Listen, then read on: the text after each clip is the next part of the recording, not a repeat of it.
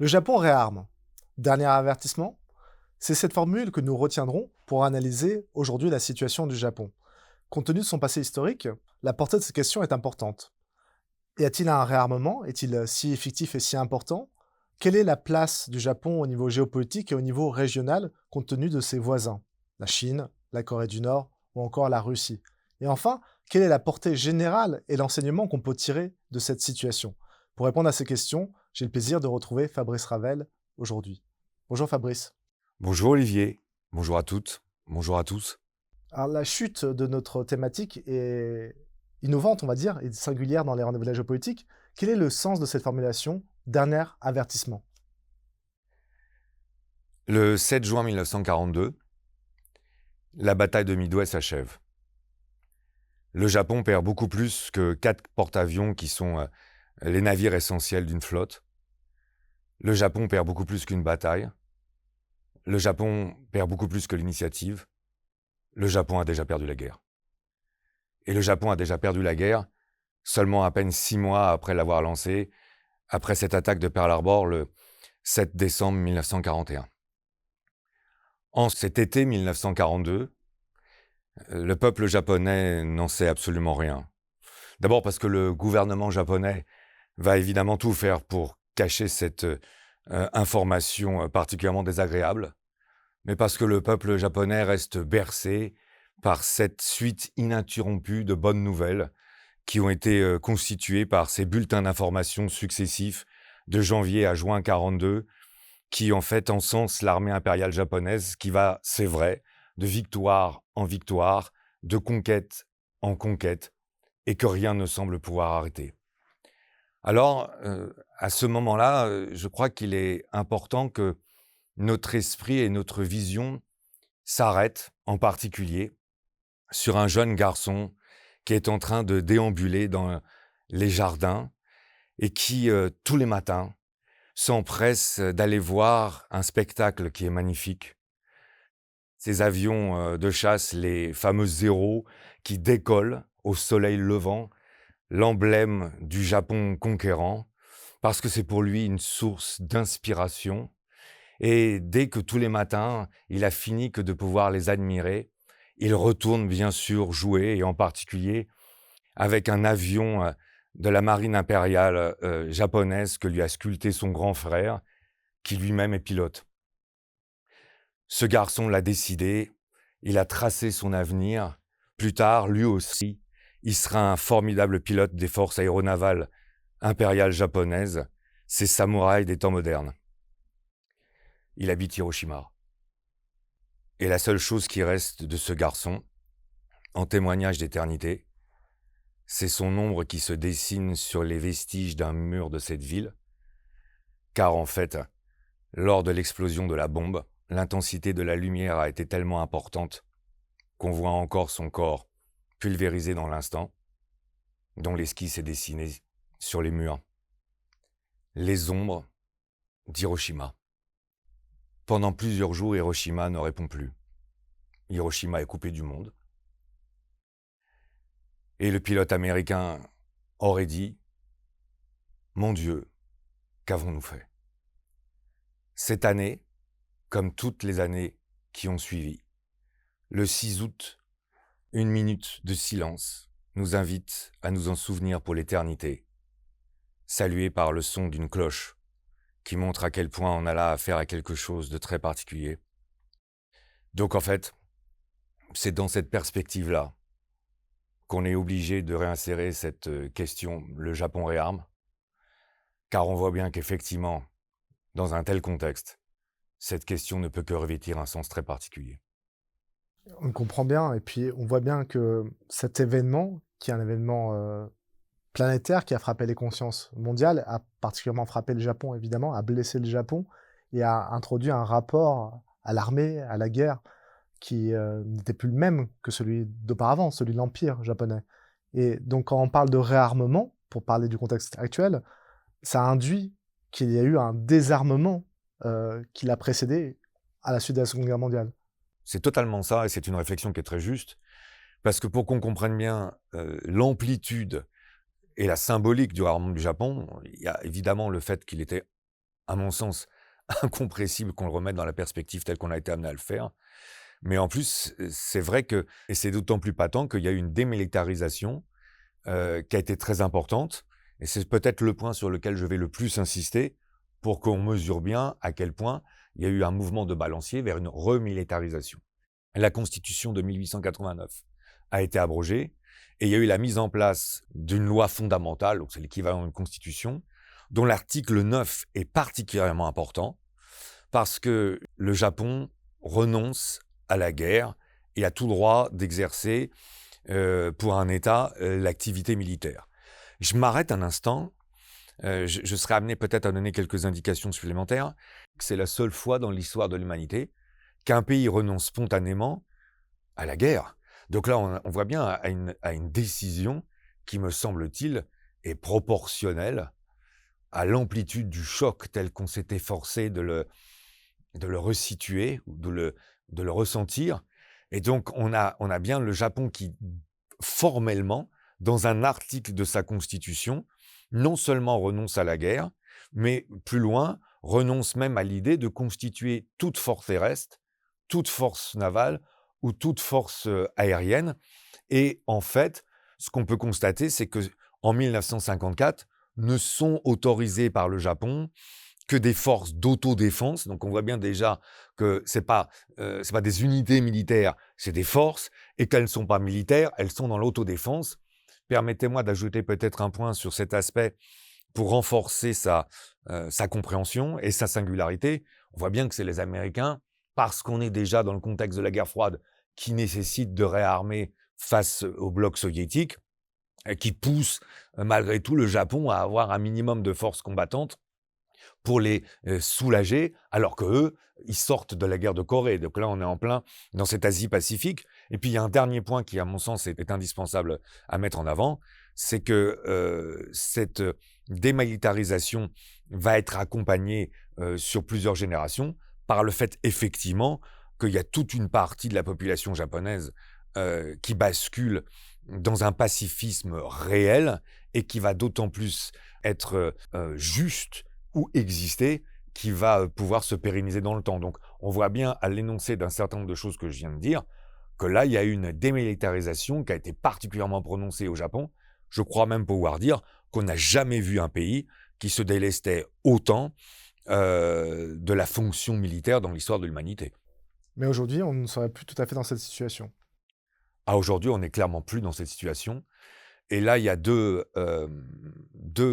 dynamiques qui nous permettent de confirmer le fait qu'on est dans un mouvement de balancier qui est d'ailleurs assez fort et assez prononcé. Je pense qu'il n'est pas inutile d'en évoquer là aussi un certain nombre de logiques pour qu'on les mesure plus ou de façon plus en proportion avec la dynamique telle qu'elle se présente. Parce que c'est vrai que c'est peut-être un phénomène qui reste relativement abscon pour les pays en Europe occidentale notamment, je serais tenté de dire. Donc la première dynamique est clairement militaire.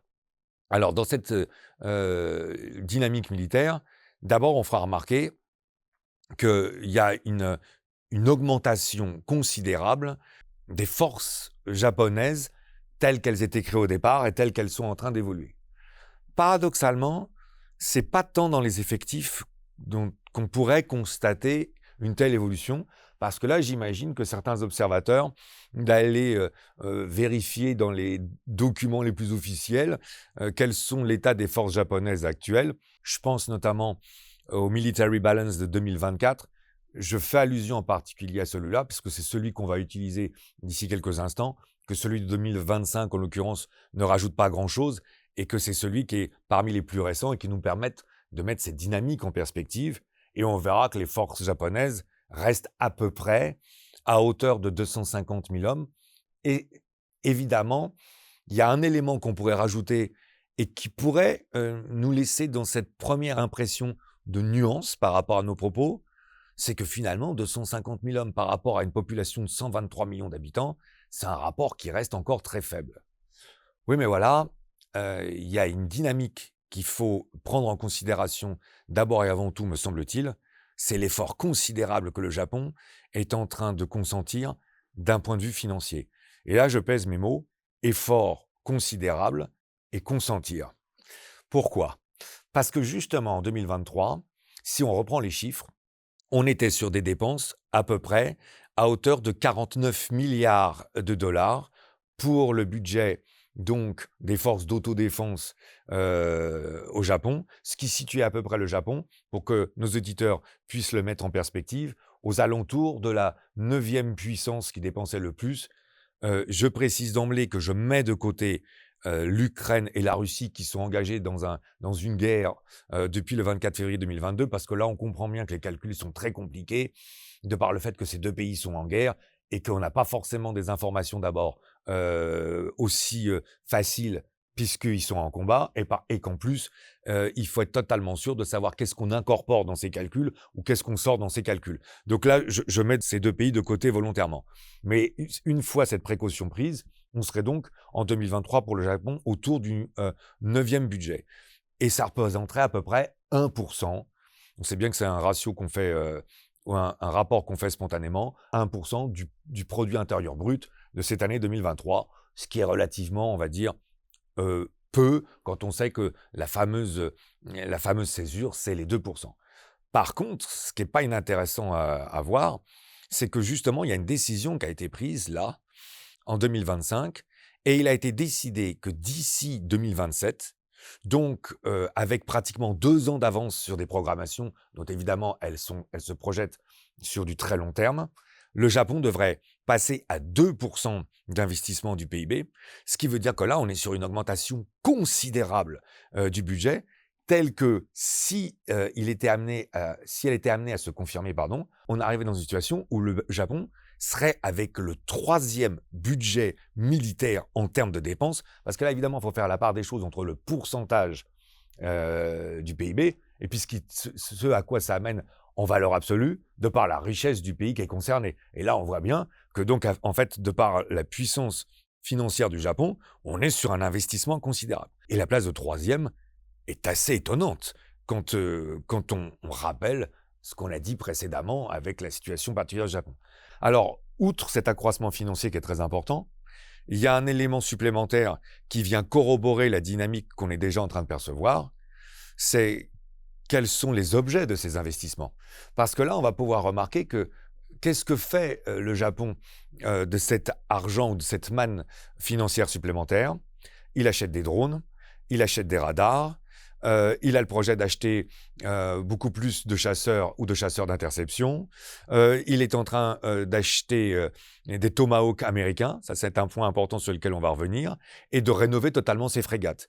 Donc quand on voit l'amplitude, c'est ça qui est très important, des matériels concernés, on voit bien que là, on est en train de remettre en perspective un ensemble de panoplies militaires qui est en train de nous amener sur le fait que le Japon prétend totalement recouvrir sa vocation militaire et de surcroît, de façon opérationnelle, sur l'ensemble des composantes terrestres, maritimes et aériennes. Voilà déjà une première dynamique, me semble-t-il, qui est assez parlante, mais il y en a une seconde dont on va remarquer que non seulement elle corrobore l'impression qui est en train de se dégager, mais qu'elle peut peut-être même amplifier la dynamique telle qu'on est en train de la mettre en évidence. Oui, parce que pour que ce mouvement se mette en place, il faut un changement d'état d'esprit. Et on a parlé du pacifisme du Japon dans les années 70. Aujourd'hui, on a peut-être le sentiment que le gouvernement japonais, lui aussi, n'est plus dans les mêmes dispositions qu'autrefois.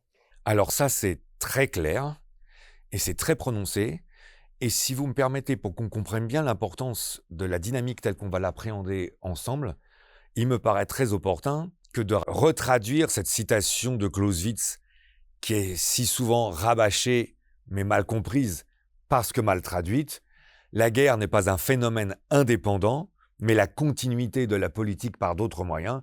J'insiste un instant sur cette phrase. J'invite peut-être nos auditeurs à redécouvrir cette séance qui, à mon sens, est l'une des plus importantes puisqu'elle explique la stratégie en géopolitique. Et le mot-clé, c'est continuité, parce qu'il sous-entend bien prolongement, mais soumission des questions militaires aux questions politiques. Et pourquoi un tel préambule? Parce qu'on comprend bien que maintenant on va observer effectivement quelles sont les positions politiques du Japon depuis à peu près une vingtaine d'années, ce qui risque de vraiment nous convaincre peut-être de manière définitive qu'on est bien en situation de remilitarisation pour le Japon. Alors en fait, il y a une période de bascule, c'est autour des années 2010, et en particulier avec le Premier ministre Shinzo Abe, qui a été Premier ministre de globalement décembre 2012 à l'été 2020. Parce que ce qui est intéressant, c'est qu'il y a un concept qui a été utilisé au Japon, c'est le concept de normalisation.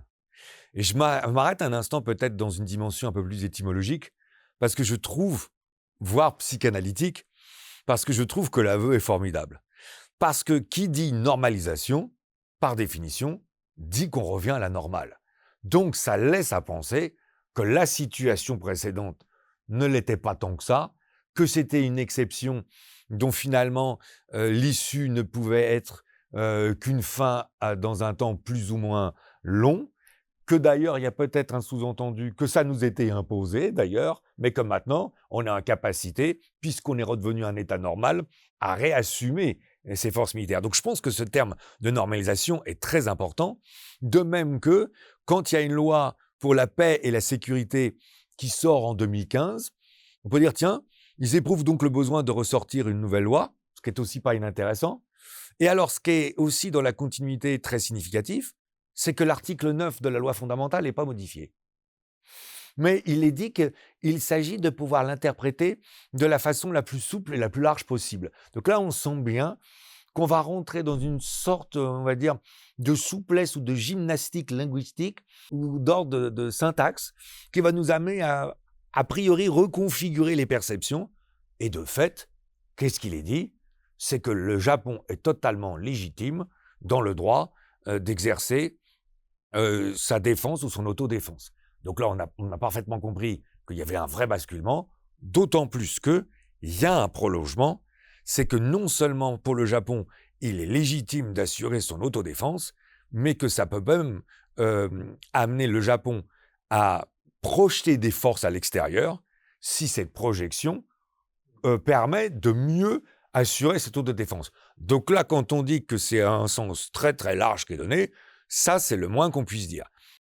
Et alors en fait, ce qu'on va constater, c'est que la dynamique s'amplifie, parce que la dernière Premier ministre japonaise, Sanae Takaichi, elle a fait un discours le 7 novembre 2025, dans lequel non seulement elle confirme cette propension, mais elle va beaucoup plus loin, parce que là, elle dit clairement que, en fait, la perspective qu'on est en train de dresser va jusqu'à permettre au Japon, si la Chine intervenait à Taïwan, donc là, en plus, elle commence nominativement à citer des pays, le Japon ne s'interdit pas, et même devrait se sentir obligé, que d'envoyer des troupes pour défendre Taïwan.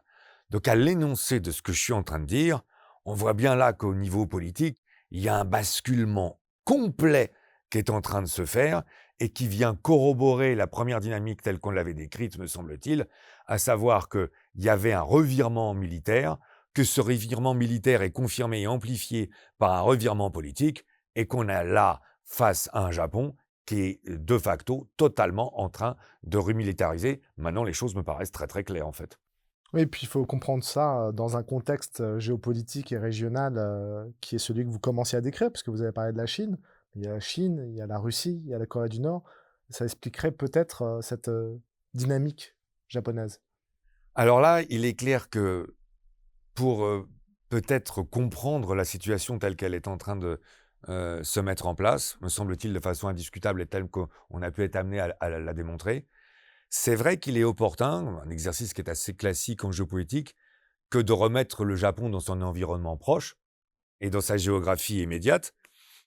Et c'est vrai que quand on regarde une carte de l'Asie-Pacifique et qu'on se concentre d'abord sur le Japon, comme nos auditeurs peuvent le faire avec la carte telle qu'elle est en train de s'afficher, ce qu'on constate, c'est que parmi les États les plus proches, il y en a 3 qui ne sont pas inintéressants à décliner d'un point de vue géopolitique.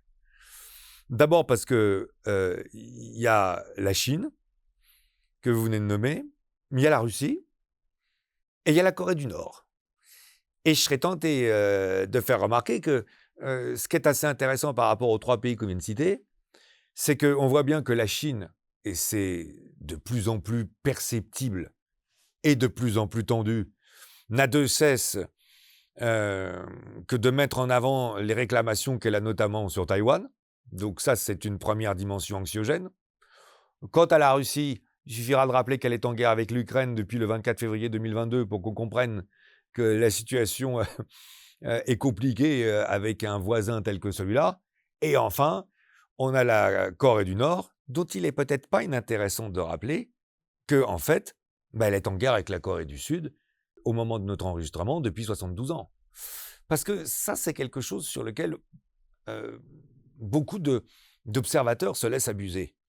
L'armistice a été signé, mais on ne rappellera jamais assez qu'un armistice, c'est la cessation temporaire des combats, mais c'est pas la fin de la guerre.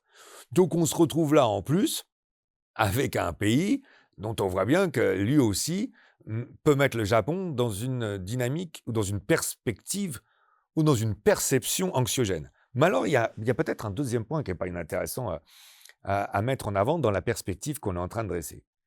Ce deuxième point, quel est-il? C'est quelles seraient les tensions particulières que le Japon pourrait avoir avec chacun des pays qu'on vient d'énoncer.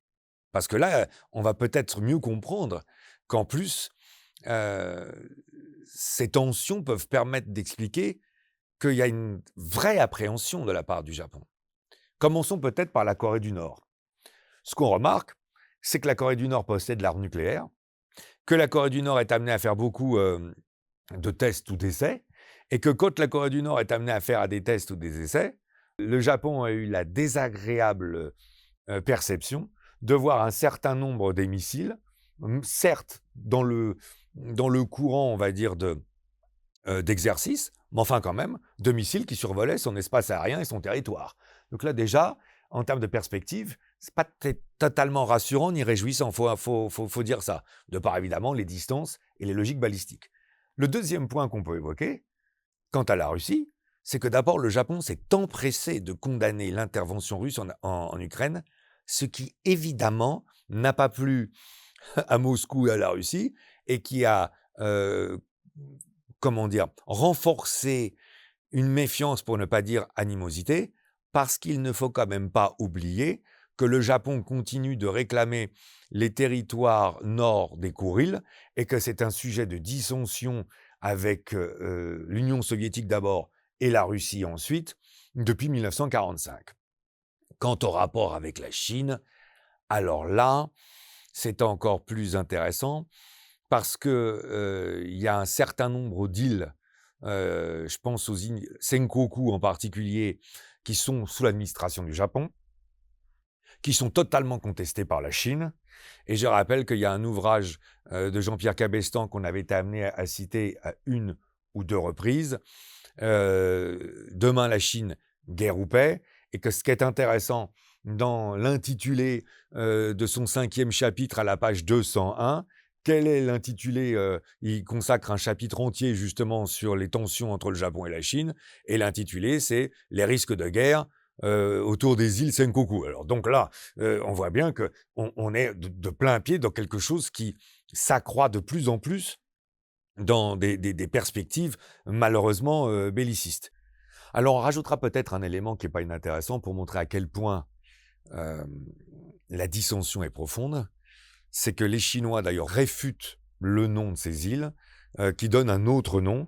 Donc c'est pas qu'une question de vocabulaire, parce qu'on sait bien en géopolitique que quand il y a un tel affrontement sur l'appellation des noms des villes ou des régions, c'est qu'on sent bien qu'on veut légitimement montrer que normalement c'est le pays qui conteste l'autorité a des arguments ou des arguties qui s'inscriraient dans le temps pour contester l'autorité politique. Donc là, on voit bien déjà, pour reprendre un concept clausewitzien, qu'on est en plein dans une logique de friction. Alors, il y a un dernier exemple qui s'inscrit dans le même esprit. Les territoires concernés sont peut-être plus petits, mais c'est les îles de Yonaguni, parce qu'en fait, là où ça va montrer l'importance de la tension qu'il y a en ce moment entre la Chine et le Japon, c'est que cette île est à 2000 km de Tokyo. Mais cette île, dans sa partie la plus proche, est à 108 km de Taïwan. Donc quand on dit ça, je pense que, eu égard à tous les éléments qu'on a rappelés précédemment, on sent bien là quand même que l'environnement géopolitique proche du Japon est vraiment pesant, anxiogène, et qu'il peut expliquer en partie un tel revirement de situation, de perspective. Alors là, on n'est plus tout à fait dans le cadre régional, mais il y a une puissance aussi qui a son influence sur le Japon et donc sur la région. Et il est peut-être d'autant plus important de rappeler cette puissance, quelle surprise, les États-Unis d'Amérique, pour qu'on comprenne définitivement que là, on est dans un contexte, disons clairement les choses, à risque. Et là, il suffira certainement que d'énoncer quelques éléments pour être convaincu que la perspective telle qu'on est en train de la dresser, la dynamique telle qu'on est en train de l'expliquer, euh, est véritablement celle qu'il convient de retenir. D'abord, il y a une loi de coopération militaire qui a été signée entre les États-Unis et le Japon en 1960. C'est intéressant à rappeler parce que on voit bien que pour les États-Unis, assez vite est venue dans leur esprit l'idée que le Japon n'était plus l'ennemi vaincu, mais un partenaire sur lequel on pourrait s'appuyer dans le cadre de problématiques futures. Et dans la continuité de cette loi, me semble-t-il, ou de ce traité plutôt, qu'est-ce qu'il est important d'ajouter? C'est que le contingent américain, aujourd'hui, se porte aux alentours de 60 000 hommes. Et quand on dit ça, on est tout simplement en train de préciser que ça en fait le contingent américain le plus important, tout pays confondu sur la planète, à l'extérieur des États-Unis d'Amérique. Donc ça, on voit bien que ça montre à quel point, pour les États-Unis, c'est très important, mais qu'en plus, et je vais prendre volontairement une date un peu plus éloignée, dès 2016, c'est pas moins de 16 bases américaines qu'il y a au Japon. Je dis 16. Donc là, quand on dit ça, on voit bien que les États-Unis prétendent jouer un rôle majeur et ont des aspirations majeures dans la région, que d'ailleurs, on comprend bien, tel que Donald Trump l'a confirmé lors de sa venue au Japon dans le deuxième semestre 2025, que les Japonais pouvaient avoir un soutien plein et entier. C'est pas si souvent que Donald Trump a accordé son soutien plein et entier sans aucune limite. Je pense que certains autres pays seraient ravis de pouvoir escompter sur un tel soutien. Donc on voit bien que là, ce qu'on est en train d'énoncer parachève, j'ai envie de dire, la démonstration que le Japon remilitarise parce qu'en plus, il le fait avec l'aval de l'ancien adversaire qui était devenu protecteur et qui se positionne maintenant comme allié. J'ai presque envie de dire, la démonstration me semble définitivement en place maintenant. Alors maintenant que la démonstration est en place, j'ai envie de vous reposer la même question qu'au début, à savoir, ce dernier avertissement est-il là? Et nous avions commencé en 1942. Là, je vous pose la question pour 2025. C'est vrai que vous avez souligné tout à l'heure que euh, le terme de dernier avertissement avait une consonance menaçante. Et c'est bien comme ça que je souhaitais que ça soit entendu ou le mettre en place. Et en plus, à mon sens, il faut le mettre au pluriel. Parce qu'il y a au moins 2 déclinaisons différentes qu'il faut retenir de cette formule dernier avertissement. Alors, je vais, si vous le voulez bien, appréhender ces 2 logiques, l'une et puis ensuite l'une derrière l'autre. La première me paraît spontanément relativement évidente. Il y a un avertissement. L'Asie du Pacifique, ou l'Asie-Pacifique, c'est à l'heure actuelle l'endroit le plus dangereux de la planète. Parce qu'il y a tellement d'enjeux, d'interlocuteurs, et de surcroît d'interlocuteurs puissants, que là, on voit bien qu'on est dans une perspective, d'ailleurs, Olivier, permettez-moi de souligner, que nous avions mis en évidence très tôt, dans une séance du début de l'année 2021, et dont le titre, d'ailleurs, me semble-t-il, montrait bien la perspective telle qu'on s'efforce de la redresser, puisque c'était le détroit de Taïwan, Balkan du XXIe siècle, et que là, on était en train de montrer par cette analogie qui pouvait surprendre, qu'en fait, on était dans un lieu où, par rapport à 2025 ou au XXIe siècle, c'est là où il pouvait y avoir les détonateurs d'une guerre que les états-majors qualifient aujourd'hui de guerre de haute intensité, et nous qu'on appellera plutôt de guerre généralisée. Donc on voit bien d'ailleurs, eu égard aux acteurs qu'on a énoncés, enfin excusez du peu, Corée du Nord, Russie, Chine, États-Unis, on voit bien que là, la perspective d'un conflit militaire serait redoutable, pour rester pudique, et que donc il y a un dernier avertissement, il faut faire très très attention là, parce que on est dans une situation qu'on pourrait presque qualifier d'explosive. Mais il y a un autre avertissement, me semble-t-il, et qui celui-là est beaucoup plus global. Parce que l'avertissement d'ailleurs sort de cette zone stricto sensu de l'Asie-Pacifique, et me semble-t-il, ce dernier avertissement, à qui s'adresse-t-il? Aux Européens. Paradoxalement aux Européens.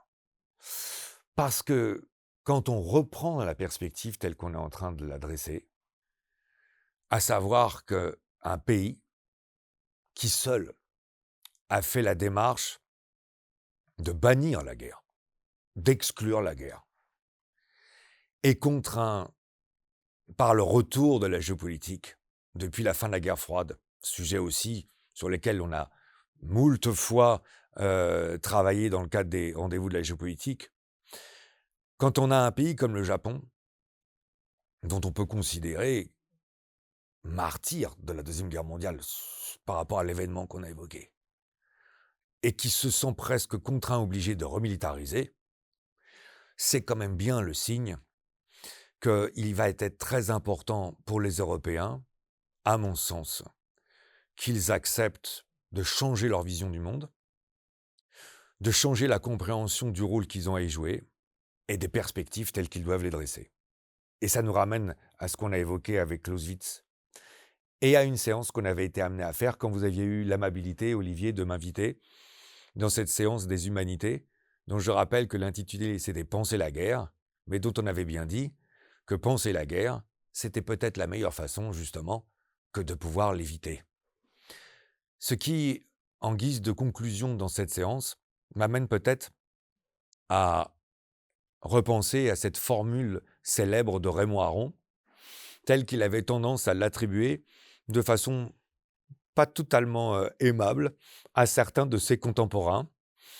Il en visait un en particulier, car en fait, cette citation était à peu près la suivante. Son malheur ou son drame, c'est qu'il a oublié, et il visait quelqu'un en particulier, je vous prie de le croire, que l'histoire est tragique. Pour les Européens, il me paraît indispensable de se souvenir de cette formule afin de s'assurer un avenir. Eh bien, Fabrice, puisque vous n'avez pas nommé le mystérieux interlocuteur à qui s'adresse Raymond Aron, j'invite nos auditeurs à proposer en commentaire un nom. On verra s'ils le trouvent. Merci beaucoup pour ce nouveau numéro des Rendez-vous de la géopolitique. Et je vous invite à nous retrouver très bientôt pour un prochain épisode.